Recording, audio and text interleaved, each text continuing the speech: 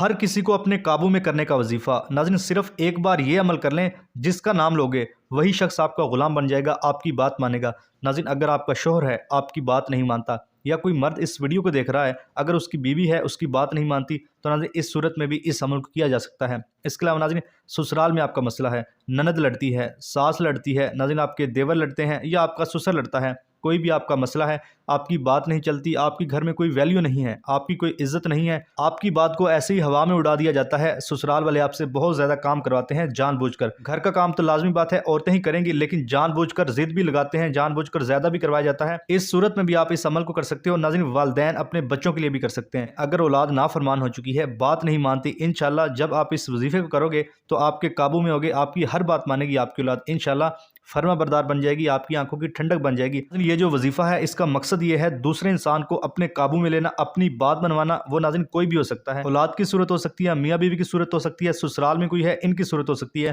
تو کہنے سے مراد ہے جس کا بھی نام لے کر آپ یہ عمل کرو گے انشاءاللہ وہ آپ کی بات مانے گا، جیسا آپ کہو گے ویسا ہی کرے گا۔ بس ناظرین آپ نے اس عمل کو اچھی طرح کرنا ہے، یقین کے ساتھ کرنا ہے، جو میں طریقہ بتاؤں گا انشاءاللہ محبت پیدا ہو جائے گی، جیسا آپ کہو گے ویسا ہی ہوگا۔ اب ناظرین اس وظیفے کا طریقہ کار اچھی طرح جان لیجیے، آپ نے کن باتوں کا خیال رکھنا ہے، کون سی احتیاط کرنی ہے، کون سے کام کرنے ہیں، کون سے کام نہیں کرنے۔ ناظرین ہر چیز کی احتیاط ہوتی ہے، اس وظیفے کی بھی کچھ احتیاط ہے، اب اس کا طریقہ کار اچھی طرح جان لیجیے۔ اب ناظرین یہ لازمی باتیں جان لیں، ان کو جاننے کے بعد آپ کے ذہن میں جو کوئی سوال ہوگا وہ بھی حل ہو جائے گا، اور اگر کوئی شک وہم ہوگا وہ بھی دور ہو جائے گا۔ اس کے علاوہ ناظرین یہ بھی آپ کو معلومات مل جائے گی، یہ لازمی باتیں جاننے کے بعد آپ نے اس عمل کو کس وقت کرنا ہے، کون سے کلمات پڑھنے ہیں، سب کچھ۔ سب سے پہلے یہ جان لیجیے وقت، آپ اس وظیفے کو کسی بھی وقت کر سکتے ہیں، اس میں کوئی پابندی نہیں ہے۔ فجر، ظہر، عصر، مغرب، عشاء، تہجد کسی بھی نماز کے بعد کر لیں، یا ناظرین اگر آپ نماز کے بعد نہیں کرنا چاہ رہے، جب بھی آپ کو وقت ملتا ہے آپ کر سکتے ہو۔ اس کے بعد مرد عورت کوئی بھی اس وظیفے کر سکتا ہے، اس میں کوئی پابندی نہیں ہے۔ مرد عورت کے لیے کر سکتا ہے، عورت مرد کے لیے کر سکتی ہے، اس میں کوئی پابندی نہیں ہے۔ اس کے بعد عورتیں اس کو خاص ایام میں بھی کر سکتی ہیں، اس میں بھی کوئی پابندی نہیں ہے۔ اور ناظرین اگر پہلے آپ کوئی وظیفہ کرتے ہیں، کوئی تسبیح کرتے ہیں، کوئی بھی عمل کرتے ہیں، اس کے فوراً بعد بھی اس عمل کو کیا جا سکتا ہے، اس میں بھی کوئی پابندی نہیں ہے۔ آپ کے ذہن میں یہ وہم یہ شک نہ ہو کہ پتہ نہیں وظیفے کے بعد وظیفہ کرنا صحیح ہوگا یا نہیں ہوگا، تو ایسا ناظرین اپنے ذہن سے شک نکال دیں، اس سے کچھ نہیں ہوتا۔ ایک دن میں آپ جتنے مرضی وظائف کر لیں، اس سے کوئی نقصان نہیں ہوتا۔ اس کے بعد ناظرین اس وظیفے کو کہیں پر بھی بیٹھ کر کیا جا سکتا ہے، اس میں بھی کوئی پابندی نہیں ہے۔ یہ لازمی نہیں ہے کہ آپ نے مصلی کے اوپر ہی بیٹھ کر کرنا ہے، یا مرد حضرات مسجد میں کریں گے، جہاں بھی ناظرین آپ کو جگہ ملتی ہے بیڈ، چارپائی، کرسی، وہیں پر بیٹھ کر آپ اس عمل کو کر سکتے ہو۔ بس آپ نے پورے یقین کے ساتھ، نیت کے ساتھ کرنا ہے تاکہ فائدہ ہو سکے۔ پھر ناظرین آپ پڑھیں گے اعوذ باللہ من الشیطان الرجیم بسم اللہ الرحمن الرحیم۔ ناظرین صرف ایک ہی بار پڑھنا ہے، یہ عمل کا حصہ آپ نے لازمی پڑھنا ہے۔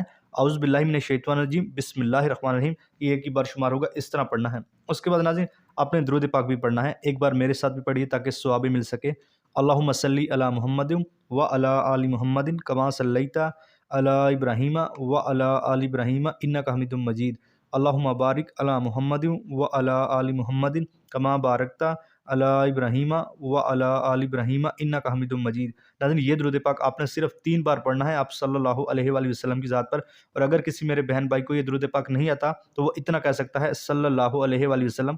تقریباً سبھی کو آتا ہے، لیکن ہو سکتا ہے کسی کو نہ بھی آتا ہو، تاکہ سب کو فائدہ ہو سکے میں اس لیے بتا رہا ہوں، اتنا بھی کہہ سکتا ہے صلی اللہ علیہ وآلہ وسلم۔ ناظرین نام لینے کا طریقہ اچھی طرح جان لیجئے۔ دیکھیے جیسے کہ میں نے پہلے بھی آپ کو بتایا، کوئی مرد اس کو عورت کے لیے کر سکتا ہے، کوئی بھی عورت اس کو مرد کے لیے کر سکتی ہے، اس میں کوئی پابندی نہیں ہے۔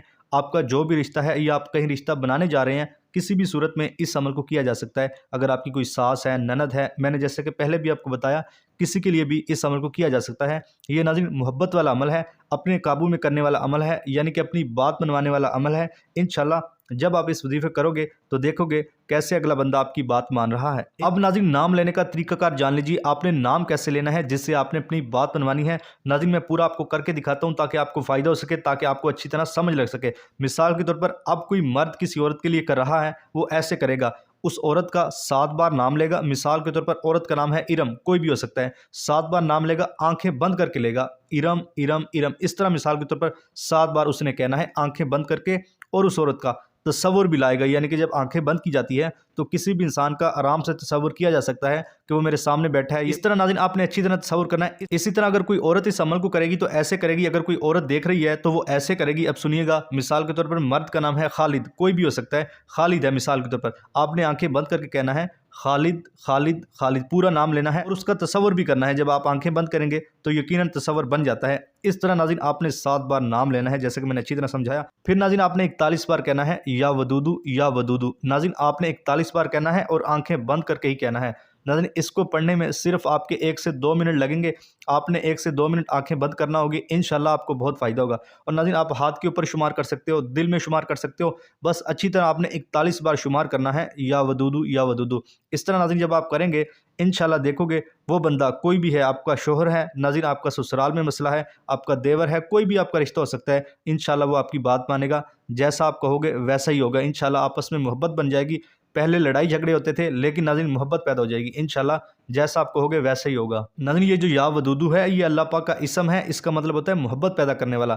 انشاءاللہ اگلے بندے کا دل نرم ہو جائے گا, آپ کے لیے موم ہو جائے گا. بہت اچھا یہ عمل ہے, اگر آپ نیت کے ساتھ کر لیں تو انشاءاللہ فائدہ ہوگا. اس کے بعد ناظرین آپ نے اللہ اکبر کہنا ہے, ایک ہی بار کہنا ہے. یہ وظیفے کا حصہ ہے, آپ نے لازمی کہنا ہے اللہ اکبر, اللہ سب سے بڑا ہے. اس کے بعد ناظرین آپ درود پاک پڑھیں گے.